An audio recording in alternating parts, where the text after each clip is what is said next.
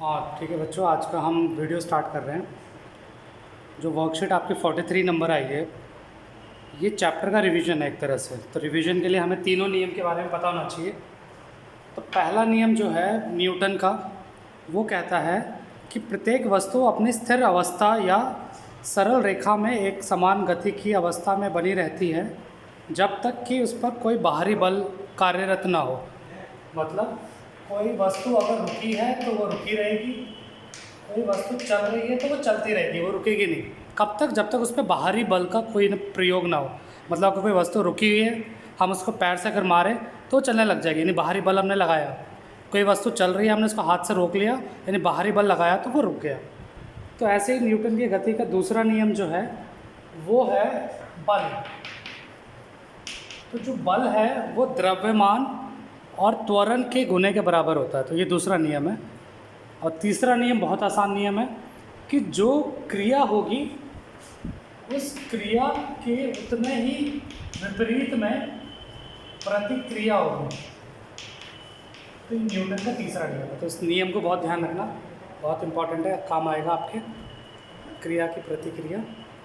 तो इसी से रिलेटेड आपके कुछ क्वेश्चन आंसर है। पहला क्वेश्चन ये दिया हुआ है कि एक न्यूटन को परिभाषित कीजिए।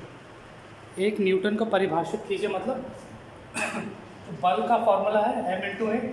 अगर हम द्रव्यमान को 1 kg ले लें और त्वरण को 1 मीटर/सेकंड² ले लें, यानी अगर कोई वस्तु 1 किलोग्राम की है और उसका त्वरण 1 मीटर/सेकंड² है, तो उसका जो बल होगा वो 1 न्यूटन के बराबर होगा। तो बस आपको ये लिखना है।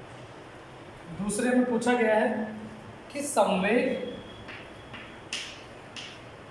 का मतलब होता है P, छोटे में लिखते हैं। तो P का फॉर्मूला अगर देखें तो mv है, यानी द्रव्यमान गुना वेग। तो द्रव्यमान का कितना होता है kg और वेग का है मीटर/सेकंड।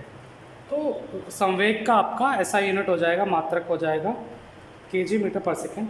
और बल के बारे में पूछा यानी फोर्स, तो इसका तो न्यूटन पता ही है सबको, इसका न्यूटन होता है। ठीक है।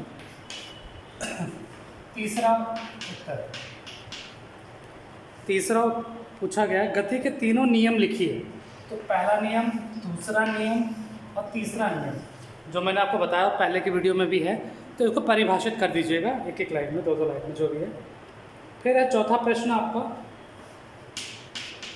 चौथे प्रश्न में बोला गया गति के दूसरे नियम की कोई 2 अनुप्रयोग लिखिए। तो 2 अनुप्रयोग का मतलब एक बॉल पकड़ना, बॉल कैच करते हैं जो मैंने बताया था, हथेली रखते हैं फिर नीचे पीछे की तरफ खींचते हैं। और दूसरा है हाई जंप, हिंदी में कहते हैं इसे छलांग जब लगाता है। तो उसमें भी आपका गति का दूसरा नियम उपयोग में आता है। पांचवा प्रश्न पूछा है जड़त्व। जड़त्व की परिभाषा जो है कि कोई भी वस्तु स्थिर है तो स्थिर रहेगी, कोई भी वस्तु चल रही है तो चलती रहेगी, वो जड़त्व का नियम है आपका। तो ये आपके 5 प्रश्न हैं और इसके वर्कशीट में दिए हुए हैं, आपको ढूंढ के लिखने हैं। कोई समझ में नहीं आया तो आप मुझसे पूछ सकते हैं।